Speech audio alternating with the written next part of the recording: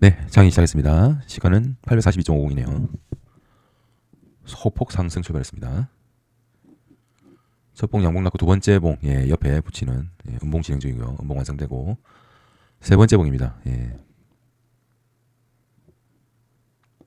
세 번째 봉 레인지 안에 네 번째 봉 아래로 가는 듯 하다가 위로 가네요.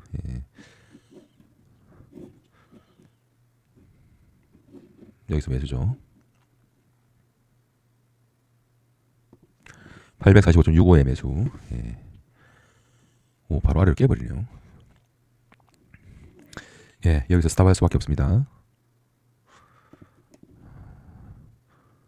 840.65, 45.65, 5포인트 손실이네요. 또 다시 반등합니다.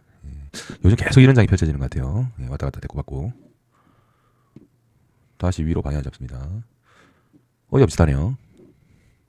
기간 매수, 외국인 현물 매도. 기간 아무래도 이제 펀드 이제 주식 시장이 좋다 보니까 이제 펀드가 결성되고 펀드 잔고가 늘어나면서 계속적으로 이제 자금이 유입되는 느낌이에요. 근데 외국인은 지금 팔고 있습니다. 3일째 팔고 있어요. 근데 외국인 선물이 이제 플러스 방향. 그래서 외국인 선물과 기간 현물 매수 그리고 외국인 현물은 매도 계속 이런 패턴이네요. 현재 여기는 수급이 엇갈리기 때문에 따라가진 않겠습니다. 위로 아예 방향을 잡았고요. 뭐 테크니컬 하시는 분들은 뭐 이런 거 넘어갈 때 해볼 수 있죠. 보통 한다면 확인하고 이런 정도 거래량 살은 이런 정도 할 수 있을 것 같아요. 하지만 저는 수급이 엇갈리고 있기 때문에 굳이 따라갈 이유는 없다고 생각합니다. 시장의 흐름은 매수 방향입니다. 절대로 매도 플레이를 해서는 안 되죠. 시장이 역행하는 매매는 금지입니다. 금지. 외국인이 선물을 사다가 약간 주춤한 상황이고 외국인 현물 계속 파네요. 기간은 계속 약간 주춤합니다만 계속 상승 플러스 모멘텀으로 진행되고 있어요.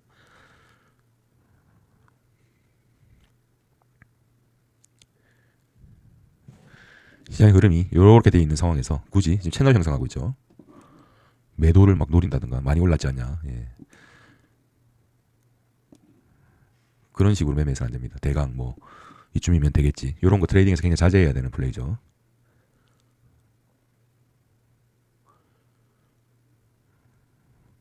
오늘 하이닉스 강하네요.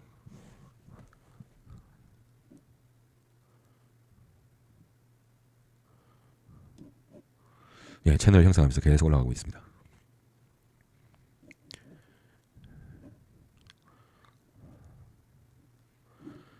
외국인은 지금 3일째 계속 파는 것 같아요.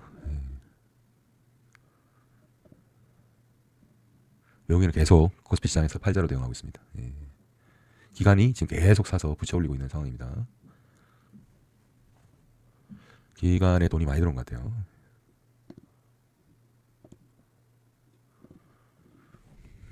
채널에서 채널 상단까지 못하고 약간 이제 주춤해지네요. 이렇게 상단까지 못하고 중앙선에서 약간 멈칫.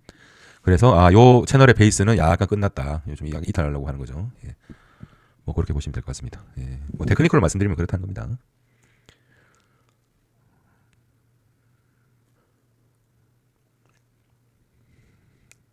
자, 상방으로 진행되다가 지금 옆으로 사이드웨이 하고 있어요. 지금 흐름이 이렇게 진행되고 있죠. 이렇게 딱 진행되고 있습니다.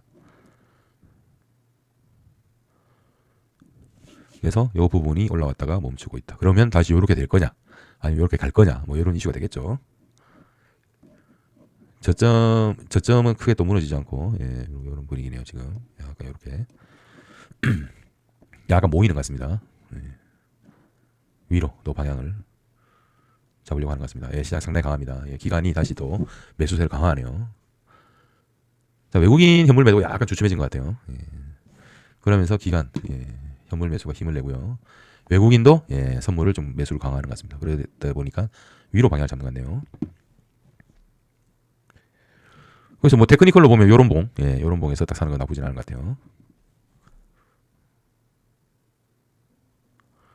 지금 보시면 수급이 외국인 매도가 멈췄어요. 현물이 기간 매수세 강화되고 선물 또한 외국인 선물이 매수세가 강화됩니다. 그러다 보니까 하나는 모멘텀이 마이너스권에서 멈춰 있는 상황에서 두 개의 모멘텀이 강화되다 보니까 수급 모멘텀은 위쪽으로 방향을 잡는 것 같습니다.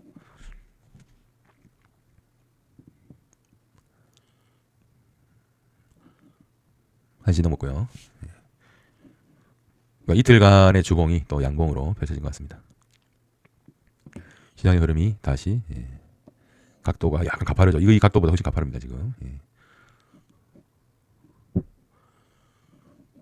기간의 현물 매수세가 최근 들어 상당히 강합니다.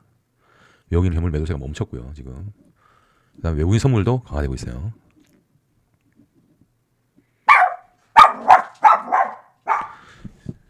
저희 집 강아지가 또 짖고 있네요.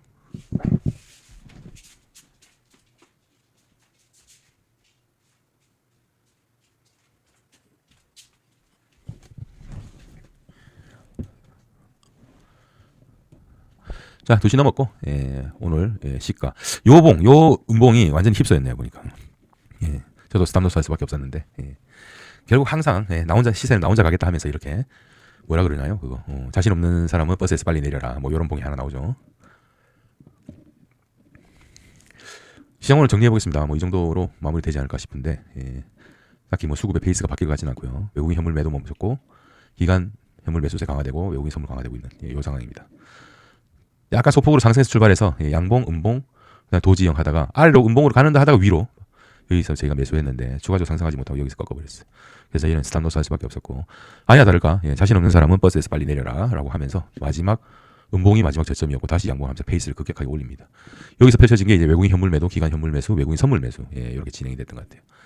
그러면서 채널을 형성하면서 이렇게 데코 받고 하면서 한 30도 각도로 쭉 올라가는 11시까지 올라갔다가 이제 그 채널을 이탈을 하면서 채널에 이제 상단을 닿지 못하고 이제 멈추면서 사이드웨이가 진행됐어요. 한 2시간 동안. 그리고 추가적으로 외국인이 현물 매도 모멘텀이 둔화가 됩니다. 그런데 그 부분에서 기간 현물 매수 모멘텀이 더 강화되고 외국인 선물 모멘텀도 강화되면서 기술적으로 테크니컬도 나쁜 자리가 아니었고 수급 자체도 이제 3단은 아니지만 다른 데 참고해 볼 만한 상승으로 충분히 해볼 수 있는 그런 부분입니다. 저는 안 하는데 이런 자리가 기술적으로도 나쁘지 않고 어떤 수급적인 측면에서도 뭐 나쁘진 않은 자리였다 해서 노려볼 수 있는 자리였다고 생각이 되네요. 그리고 쭉 올라가서 거의 시가 그러니까 결과로 보면 시가 저가 종가가 굉장히 강한 양봉으로 펼쳐졌습니다. 그리고 사실 또 용어로 한 20포인트 움직인 거죠 장중에.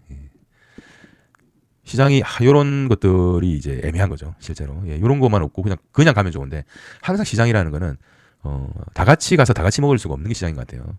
그래서 항상 버티지 못하고 자신 없는 사람들의 포기를 에너지 삼아 그렇게 해서 출발하는 것 같아요. 그래서 바운스하고 강력한 탄력으로 올라온 것 같습니다. 그런데 이제 오늘 이 시세와는 또 반대로 수급적인 부분이 이제 외국인 현물 매도가 진행됐다고 그랬는데 프로그램을 보면 여기 12시 반까지는 매도로 막 진행이 됐어요. 그런데 시세는 12시 반까지 계속 올라갔죠. 완전 반대였고요. 마지막에 추가적으로 부스팅하는 부분은 또 일치했다. 그래서 수급적으로 오늘 힌트를 얻기는 상당히 어려운 날이었다. 이렇게 생각할 수 있을 것 같습니다. 자, 수급을 보겠습니다. 자, 외국인 선물 매수 쭉 진행되고 약간 12시 정도 멈췄다 다시 가파르게 강화되죠. 시세는 계속 올라가다 쭉 올라갑니다. 자, 현물 오늘 기간의 플레이와 지수의 플레이가 비슷합니다. 지수의 움직임과 외국인은 완전히 반대로 표를 잡았고요. 물론 이제 1시 넘어서 이제 모멘텀 완전 둔화됐고 오히려 기간의 매수 모멘텀 강화되면서 시장의 상승을 이끌었죠. 추가 상승을. 그랬던 것 같아요.